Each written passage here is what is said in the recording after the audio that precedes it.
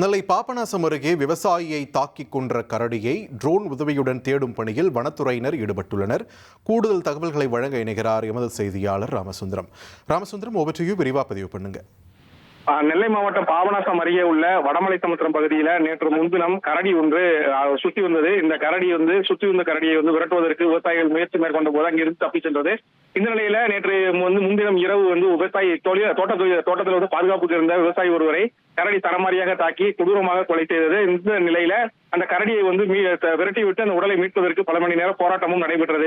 இந்த சூழல்ல தான் தற்போது கரடியை பிடிப்பதற்கு 3வது நாளாக இன்றைய தினமும் ட்ரோன் உதவியோடு அந்த வனத்துறையினர் இந்த பகுதியில் தேடுதல் வேட்டையில் ஈடுபட்டிருக்கிறார்கள். வனத்துறை அதிகாரிகள் மற்றும் வனத்துறை மருத்துவர்கள் என பலரும் அந்த பணியில் ஈடுபட்டிருக்கிறார்கள். ட்ரோன் கொண்டு அங்கு இருக்கக்கூடிய மலைமுகடுகள் அதே போல அந்த வயல்வெளி பகுதியிலேயும் தேடுதல் வேட்டை தீவிரமாக நடந்து வருகிறது.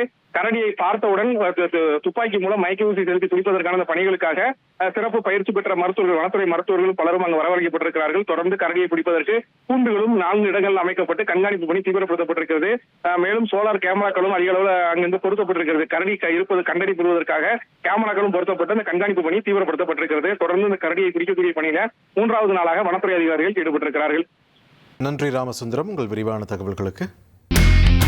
இனி செல்லும் இடமெல்லாம் செய்தி.